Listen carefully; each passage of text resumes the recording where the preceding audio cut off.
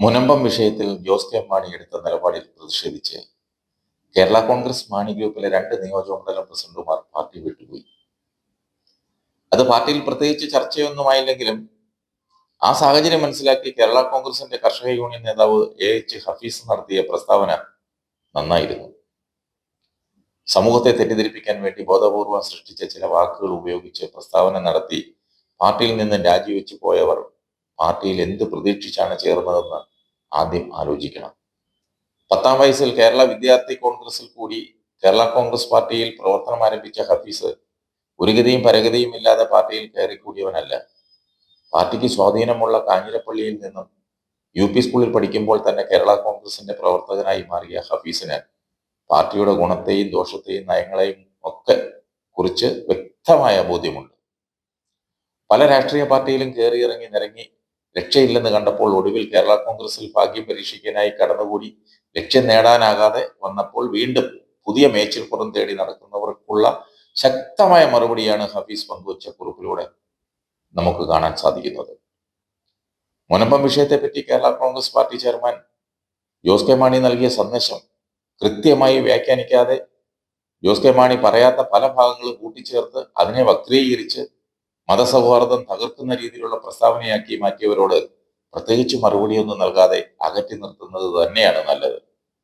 തീരദേശ പരിപാലന നിയമം വരുന്നതിന് മുൻപേ നിയമപ്രകാരം പണം കൊടുത്ത് തീറാധാരം നടത്തി സ്വന്തം പേരിൽ കരം തീർത്ത് കൈവശം സൂക്ഷിച്ച സ്ഥലത്ത് ഓരോരുത്തരും അവരവർക്ക് കഴിയുന്ന വിധത്തിലുള്ള കെട്ടിടങ്ങൾ പണിത് താമസിക്കുമ്പോൾ ഒരു സുപ്രഭാതത്തിൽ അവരോട് അവിടെ നിന്ന് ഇറങ്ങിപ്പോകണമെന്ന് പറയുന്നത് കണ്ണിൽ ചോരയില്ലാത്ത പ്രവൃത്തിയാണ്.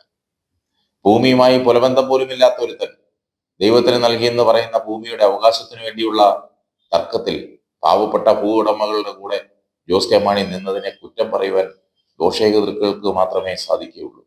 ഇതിനെതിരെയാണ് ഹഫീസ് പ്രതികരിച്ചത്. ദുഷ്ടലാക്കോടുകൂടിയാണ് പാർട്ടിയുടെ 2 പ്രാദേശിക നേതാക്കൾ പ്രതികരിച്ചതെങ്കിൽ അവർ പോയ വഴി പോയാൽ മതിയെന്നാണ് ശക്തമായ ഭാഷയിൽ ഹഫീസ് അഭിപ്രായപ്പെട്ടത്. മതസ്പർദ്ധ ഉണ്ടാക്കാൻ ബോധപൂർവം ശ്രമിക്കുന്നതാണെങ്കിൽ അത് കയ്യിൽ വെച്ചാൽ മതിയെന്ന് പറയുവാനും ഹഫീസ് മറന്നില്ല.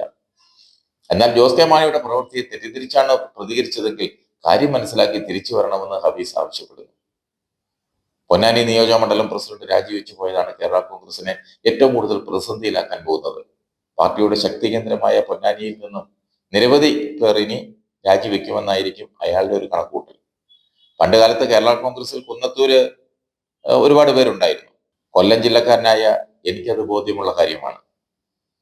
എന്നാൽ ഇന്ന് അവിടെയെല്ലാം ആരൊക്കെ ഉണ്ടെന്ന് രാജിവെച്ചവനൊക്കെ ഒന്ന് ആലോചിക്കുന്നത് നല്ലതാണ്. എന്തായാലും ജോസ് കെ മാണിയുടെ നിലപാട് ശക്തവും കൃത്യവുമാണെന്നുള്ള അഭിപ്രായമാണ് എനിക്കുള്ളത്. ഹഫീസ് പറഞ്ഞതുപോലെ മുനമ്പത്തുകാരുടേത് കണ്ണീരിന്റെ കഥയാണ്.